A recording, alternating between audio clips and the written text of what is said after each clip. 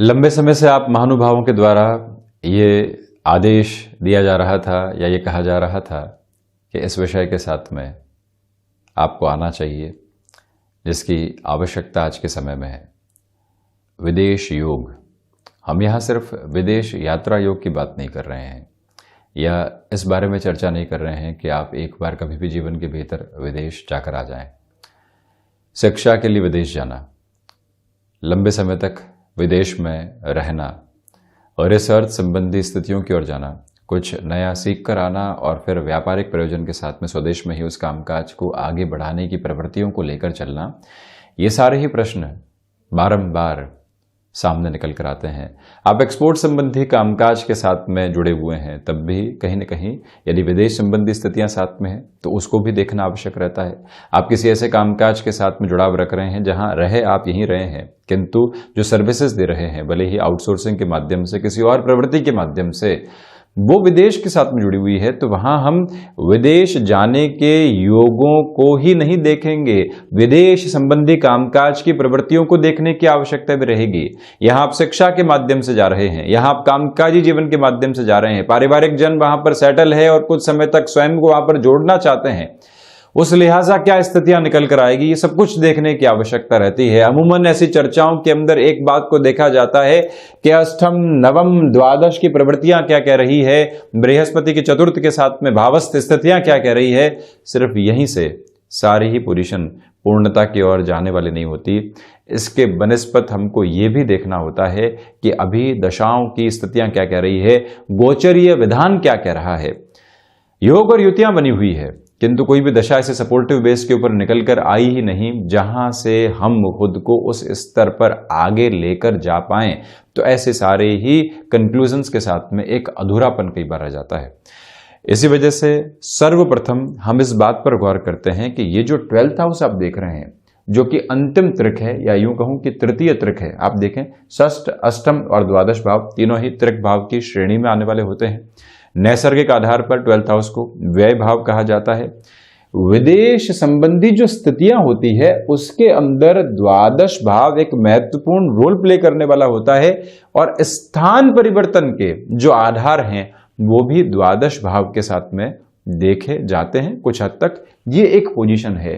तो वहीं आप देखिएगा जो ये द्वितीय त्रिक भाव है, जिसको हिडन हाउस भी कहा जाता है, और साथ ही साथ में हम यहां से भी जो विदेश यात्रा योग संबंधी आधार होते हैं उनको देखते हैं, यानी इनिशिएटिव की अप्रोच कहां से है और सेटल होने वाली अप्रोच या लंबे समय तक रहने वाली अप्रोच कहां से निकल कर आ रही है। वहीं पर नवम भाव की प्रवृत्तियां भी इस आधार को दर्शाने वाली होती है। थोड़ा सा और गौर यदि हम करते हैं तो आप देखिएगा कि जो तृतीय त्रिकोण का आधार है वो भी इसके अंदर अपनी रोल प्लेइंग अप्रोच को दर्शाने वाला हो जाता है। बृहस्पति आकाश तत्व का आधिपत्य लिए हुए हैं। कई बार ऐसी सारी गणनाओं में शुक्र को जोड़कर देखा जाता है, शुक्र के साथ में शनिदेव की स्थितियों को भी जोड़कर देखा जाता है, षष्ठ भाव की प्रवृत्तियों को भी देखा जाता है। किंतु हम बृहस्पति की सर्वप्रथम चर्चा इस वजह से कर रहे हैं कि बृहस्पति के साथ में आकाश तत्व जुड़ा हुआ है। आप विदेश संबंधी स्थितियों के साथ में जुड़ रहे हैं तो उसके पीछे बेस क्या है, उसके साथ में जुड़े हुए तथ्य क्या है। शुक्र जीवन के भीतर फैसिनेशन देते हैं, शुक्र भौतिकता के आवरण को जीवन के भीतर रखने वाले होते हैं। तो सिर्फ फैसिनेशन के साथ में किसी भी विदेश संबंधी स्थितियों को जोड़ा नहीं जा सकता।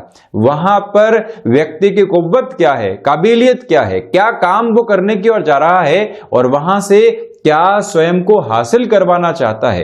यदि सिर्फ यात्रा प्रयोजन है तो शुक्र के साथ में आप देख लीजिए, वहां से फैसिनेशन की पोजीशन जुड़ी और ऐसी यात्राओं के जो आधार निकल कर आते हैं दशाओं और अंतरदशाओं के माध्यम से कई बार अपने रिफ्लेक्शंस को देने वाले होते हैं। किंतु यहां जो बृहस्पति की स्थिति हमने अष्टम भाव में दर्शाई है, गौर करने लायक बात यह है कि देव गुरु बृहस्पति ज्ञान की उपलब्धता को जीवन के भीतर लेकर चलने वाले होते हैं। ज्ञान जो विवेक के साथ में जीवन को लेकर चलता है, विवेक जो व्यक्ति के कार्य में श्रेष्ठता देने वाला होता है, कार्य में श्रेष्ठता आर्थिक प्रयोजन को उसके लिए निर्मित करती है। और अष्टम भाव जिसको हम रिसर्च हाउस के नाम से भी जानते हैं, व्यक्ति किसी भी रिसर्च की ओर जा रहा है, हायर एजुकेशन के साथ में जा रहा है, बृहस्पति की ये पोजीशन बहुत अलग तरीके से निकल कर आती है। बुध कम्युनिकेशन के अप्रोच के साथ में जुड़ते हैं, संचार की जो तीव्रता है वो बुध के साथ में जुड़ी होती है। बृहस्पति, आप ये देखिए कि वृषभ लग्न की कुंडली का हमने उदाहरण लिया है और ऐसे अष्टम भाव के साथ में विराजित हो, बुध की पोजीशन भी ऐसी कुंडली के अंदर अगर बेहतर आधार को ले हुए हों, थोड़ी सी और गहराई से लेकर चलूं तो पंचमेश होकर यदि पंचम भाव में बुध हो जाएं, ऐसी स्थितियों के अंदर द्वितीयेश होकर द्वितीय भाव में बुध हो जाएं, यानी कि बुध अपनी श्रेष्ठता को यदि लिए हुए हैं, तो ऐसे स्तर के ऊपर एक जो पॉजिटिव नोट निकल कर आता है वो ये हो जाता है कि व्यक्ति संचार के माध्यम से जुड़ता हुआ, जैसे कि आईटी फील्ड के साथ में जो योगदान की स्थितियां रहती है, आप उसके मार्फत यदि विदेश संबंधी किसी भी आधार के साथ में हस्तक्षेप को रखते हैं और वहीं पर टेक्नोलॉजी के साथ में बुध की पोजीशन मैनेजमेंट में भी जुड़ी होती है, तो यहां आप रिसर्च के लिए जा रहे हैं, रिसर्च के साथ ही साथ में अपनी एजुकेशन को एक लेवल देने के बाद आप जॉब की पॉसिबिलिटीज को भी खोज रहे हैं, तो वहां पर किस क्षेत्र विशेष के साथ में जुड़ रहे हैं उस ग्रह की भी प्रधानता निकल कर आती है। यहां पर इस बात को भी अपने लिए योग्यतम आधार के साथ में जोड़ने की आवश्यकता रहती है कि बृहस्पति की स्थितियां जब अष्टम के साथ में जुड़ जाए, बृहस्पति की स्थितियां जब द्वादश के साथ में जुड़ जाए, बृहस्पति की स्थितियां जब चतुर्थ भाव के साथ में जुड़ जाए, बृहस्पति अपनी महादशा के साथ में आने वाले हों, बृहस्पति अंतरदशा के साथ में आने वाले हों, बृहस्पति की महादशा हो, केतु की अंतरदशा आने वाली हो, केतु की महादशा हो, बृहस्पति की अंतरदशा आने वाली हो, ऐसी प्रवृत्तियों के अंदर व्यक्ति के लिए विदेश गमन के योग कई बार आकस्मिक तौर के ऊपर देखे गए हैं। जो यूथ आईटी फील्ड के साथ में काम करते हैं उनके लिए बारंबार एक बात निकल कर आती है कि क्या ऑन साइट की अपॉर्चुनिटी मिल सकती है। हमारा नाम था, 5 से 6 लोग कतार के अंदर थे, हम सबसे प्रमुख स्तर पर चल रहे थे, हमको नकारा गया, हमको दूर किया गया, किसी और व्यक्ति को भेजा गया, क्या कारण रहे। वहां से व्यक्ति कई बार समय की स्थितियों को अपने जीवन के भीतर देखने का प्रयास करता है और उसी प्रयास के साथ में ये खोजबीन भी उसके लिए चलती है कि क्या ऐसे विशेष स्तर रहे जिसकी वजह से ये प्रवृत्तियां निकल कर नहीं आ पाई। अब यहां पर हमने केतु की चर्चा की है, तो आप देखिएगा कि केतु और राहु का सब्सटेंशियल पार्ट में कोई भी एविडेंस नहीं है इस नवग्रही व्यवस्था में, किंतु केतु भी एक तरह से आकाश तत्व और तेज तत्व के प्रधानक आधार को लिए हुए होते हैं। इसी वजह से केतु का हस्तक्षेप, और वैसे भी कहा गया है केत छुड़ावे खेत, यानी जहां आप हैं वहां से कहीं और किसी स्थिति के साथ में जुड़ने की प्रवृत्तियों को लेकर चलना, यह भी केतु का आधार है। तो इसी वजह से ये जो रिफ्लेक्शन है एक मेजर लेवल की पॉजिटिविटी को देने वाले होते हैं। अष्टम भावस्थ बृहस्पति हो जाएं और साथ ही साथ में लाभेश होकर अष्टम भाव में हो, 5वीं अमृतमयी दृष्टि से द्वादश भाव जो कि विदेश की स्थितियों को देखने का एक तरह से स्थान है। याद रखिएगा, हम सिर्फ यात्रा की बात नहीं कर रहे हैं, यात्रा एक इनिशियल पर्सपेक्टिव है, उसके आगे का आधार क्या है हम चर्चा उस बात की कर रहे हैं। तो इसी वजह से आप विदेश गए, विदेश जाकर कामकाज की शुरुआत की, शिक्षा की शुरुआत की, अब आवश्यकता किस स्थिति की है, वो है कंफर्ट जोन की। जब तक व्यक्ति किसी भी जगह इनिशियल कंफर्ट जोन को एस्टेब्लिश नहीं करता, मन के भीतर एंजाइटी ड्रिवन इश्यूज को लेकर चलने वाला होता है। बृहस्पति की 9वीं अमृतमयी दृष्टि चतुर्थ भाव यानी जो भूमि भाव है, नेटिव की पोजीशंस को देखने का भाव है, सुखेश भी चतुर्थ भाव को कहा जाता है, और सुख कई बार तथा कथित तौर के ऊपर कंफर्ट जोन से निकल कर आता है। तो इसी वजह से 9वीं दृष्टि जब चतुर्थ भाव पर बृहस्पति की रहती है, ये पॉजिटिव रिफ्लेक्शंस को देने वाली हो जाती है। अब आप यहां देखें कि द्वादश में देवगुरु बृहस्पति की स्थितियां हैं। व्यक्ति सबसे पहले कॉन्शियस अप्रोच के अंदर खर्चों पर नियंत्रण करता है। विदेश जाना है, उसकी प्लानिंग कैसे रहेगी, हम एजुकेशन की ओर जाना चाहते हैं, हम अपने कामकाज के लिए जाना चाहते हैं, तो व्यक्ति खर्चों पर नियंत्रण करते हुए कहां से अपनी व्यवस्थाओं को आगे बढ़ा सकता है ये देखता है, और उसके बाद में अपने निर्णय के साथ में काबिज होने वाला होता है।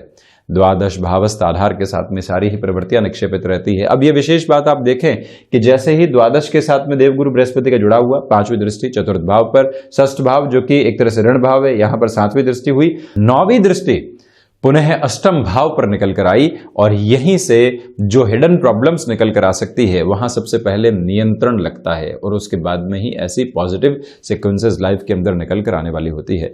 अब आप ये देखिएगा कि जब भाग्येश की स्थितियां द्वादश भाव के साथ में रहेंगी, अब यहां पर शनिदेव एक तरह से भाग्येश हो गए और वो भले ही नीचस्थ आधार के साथ में द्वादश भाव में रहें, तो ऐसी प्रवृत्तियों में भी विदेश संबंधी आधार निर्मित होते हैं। शनिदेव के साथ में दृष्टि निक्षेपण यदि देव गुरु बृहस्पति का जुड़ा हुआ हो, तब भी ऐसी संभावना रहती है कि व्यक्ति लंबे समय तक अपने स्थायित्व के भाव को लेकर चलने वाला रहे। ये भी एक पॉजिटिव अप्रोच है जो यहां निकल कर आती है। आप देखिएगा, ये उच्च शिक्षा का स्थान है। यहां से जैसे ही भाग्येश व्यय भाव के साथ में गए तो भाग्य बिखरा, भाग्य का व्यय हुआ। भाग्य यदि एक समानार्थक आधार के साथ में चल रहा है तो व्यक्ति कहां पहुंचेगा, किंतु भाग्य संभावनाओं के द्वार उद्घाटित करता हुआ अलग से अलग स्थितियों को लगातार सामने बिखेर रहा है। ऑप्शंस की एम्पल अप्रोच सामने है, तो क्या निकल कर आएगा, वहीं से ये पॉसिबिलिटीज पुनः विदेश संबंधी आधार को दर्शाने वाली होती है। पंचमेश यदि द्वादश भाव के साथ में हो, महादशा और अंतरदशा के साथ में ऐसी ग्रही व्यवस्था जुड़ रही हो, तो व्यक्ति शिक्षा काल के साथ में अपने लिए यदि विदेश संबंधी किसी भी आधार को देखने वाला हो तो वहां से बेहतरी निकल कर आने वाली होती है। भले ही 6-8 का संबंध बनेगा, किंतु पॉजिटिव रिफ्लेक्शंस यहां पर रहने वाले होंगे। बृहस्पति चतुर्थ भाव के साथ में हो जाते हैं, तब भी आप देखें 5वीं दृष्टि से अष्टम, 7वीं दृष्टि से कर्म भाव को देखने वाले होंगे और यहां 9वीं दृष्टि से जब व्यय भाव को देखने वाले होंगे, तो ऐसी संभावनाएं भी उद्भूत होती है कि व्यक्ति बेहद आसानी से कंफर्ट जोन को एस्टेब्लिश करता हुआ ऐसी यात्राओं की ओर जाने का एक तरह से प्रवाह बनाता है और उसके बाद में काफ़ी हद तक लंबे समय की व्यवस्थाओं को भी अपने समय और अपने साथ में जोड़ने वाला रहता है। एक ये स्थिति, तो वहीं पर आप ये भी देखिएगा कि इस कुंडली में शनिदेव एक तरह से कर्मेश भी हो गए, इनकी स्थितियां द्वादश के साथ में जुड़ जाती है, तो एक तरह से कर्म व्यय भाव के साथ में जुड़ा। बृहस्पति की कोई भी ऐसी पोजीशन निकल कर आ जाती है, मंगल की ऐसी पोजीशन निकल कर आ जाती है, तकनीक के साथ में व्यक्ति जुड़ा हुआ है, स्थायित्व संबंधी कामकाज के साथ में उसका हस्तक्षेप है और एक मौका उसको मिलता है और उस मौके के साथ में वो स्वयं को हामी के रूप में लेकर चलता है और वहीं से व्यवस्थित स्तर के ऊपर उसका कर्म उसको बाहर लेकर जाने की स्थितियों को बनाता भी है। और वहीं यदि शनिदेव और देव गुरु बृहस्पति दोनों ही षष्ठ भाव के साथ में जुड़े हुए हों, तो वहां आप देखिएगा शनिदेव की तीसरी दृष्टि यहां अष्टम भाव पर होगी। देवगुरु बृहस्पति कर्म भाव को देखने वाले हुए, देवगुरु बृहस्पति धन भाव को देखने वाले हुए और देवगुरु बृहस्पति और शनिदेव दोनों का दृष्टि संबंध यहाँ मंगल के राशि स्थान में, जहाँ शनिदेव अपने नीचस्थ राशि स्थान को देखने वाले होंगे, तो देवगुरु बृहस्पति द्वादश को सहयोग देने वाले होंगे। एक्सपोर्ट संबंधी कामकाज के साथ में व्यक्ति अपनी यात्राओं को तीव्रगामी आधार पर बढ़ाता है। कई बार जैसे लोग एक शहर से दूसरे शहर की यात्रा करते हैं, शनिदेव देवगुरु बृहस्पति मजबूत स्थितियों में यहाँ षष्ठ भाव के साथ में जुड़ जाएं तो व्यक्ति वैसे ही विदेश की स्थितियों को अपने जीवन के भीतर निक्षेपित करने वाला होता है। आज यहाँ है तो कल वहाँ है तो कल कहीं और के ट्रैवल को अप्रोच करके चल रहा है। शेड्यूल इतना प्रोएक्टिव है कि उस व्यक्ति को मालूम है कि महीने से 1.5 महीने के अंदर कहाँ कहाँ की यात्राओं को तय करके चलना है। ये आधार कई बार निकल कर आता है। वहीं विपरीत राजयोग के साथ में भी द्वादश भाव का संबंध बहुत गहराई से है। विपरीत राजयोग का आधार क्या है? षष्ठ भाव के अधिपति अष्टम भाव में आ जाएं, अष्टम के अधिपति द्वादश में आ जाएं, द्वादश के अधिपति षष्ठ भाव में आ जाएं, तीनों ही जो भावों के अधिपति है एक साथ में विराजित हो जाएं, या फिर एक्सचेंज बन रहा हो, ऐसे एक्सचेंज के साथ में भी जो एक पॉजिटिव अप्रोच निकल कर आती है वो विदेश गमन के आधार को बनाने वाली होती है। तो प्रथमतया ये देखे जाने की आवश्यकता होती है कि किस प्रयोजन के साथ में विदेश संबंधी आधार जुड़ रहे हैं। फिर संभावनाओं को देखा जाए, फिर क्षेत्र विशेष की स्थितियों को देखा जाए, अष्टम को देखा जाए, द्वादश को देखा जाए और अंततोगत्वा नवम को भी देखा जाए, क्योंकि भाग्य का सहयोग पूरा नवम के साथ में यहां पर रिफ्लेक्शंस के रूप में आने वाला होता है। तो ये सारी स्थितियां बृहस्पति के साथ में बहुत गहराई से जुड़ी होती है। इसी वजह से आप बृहस्पति की पोजीशन को एक बार ऐसे विदेश गमन के आधार के साथ में जरूर देखें। शुक्र की स्थितियां फैसिनेशन देगी। पुनः निवेदन कर रहा हूं, शुक्र के साथ में व्यक्ति अपने लिए कुछ आकांक्षाओं को, महत्वाकांक्षाओं को जोड़ सकता है, किंतु शुक्र की स्थितियां जल तत्व प्रदानक आधार के साथ में चलती है, स्त्री कारक ग्रह हैं, तो वहां पर व्यक्ति अपने बेस को बहुत गहराई से नहीं देख पाता है। सपने हैं तो सपनों के साथ यथार्थ क्या है, एक बार इस स्थिति को साथ में जोड़ा जाए। और बारंबार निवेदन है कि आप नवमांश को जरूर देखने वाले हों, अंशों के बल को जरूर देखने वाले हों, षट बल का आधार जरूर देखें और साथ में ही कौन सा ग्रह कौन सी नक्षत्रीय परिधियों के साथ में है, एक बार ये भी देखने की जरूरत रहती है। रिसर्च के साथ में जा रहे हैं, अष्टम महत्वपूर्ण है। सिर्फ शिक्षा के साथ में जा रहे हैं, पंचम महत्वपूर्ण है। आप कर्म के सहयोग से जा रहे हैं, वहां पर दशम भाव महत्वपूर्ण है। आप कंफर्ट जोन को ऐसी स्थितियों में एस्टेब्लिश करना चाहते हैं, चतुर्थ भाव अति महत्वपूर्ण है। ये निवेदन आपसे बारंबार है कि ऐसे कैलकुलेशंस को देखते हुए ही आपको विदेश संबंधी स्थितियों के बारे में विचार करना चाहिए। और वहीं नवम भाव भाग्य का द्योतक है, एक बार वहाँ पर भी गौर करना और दशाओं के माध्यम से आधार को देखना आवश्यक रहता है। हम ऐसी ही चर्चाओं के साथ निरंतर हाजिर होते रहे हैं, हाजिर होने का प्रयास करते रहेंगे। धन्यवाद और कोटिशः आभार।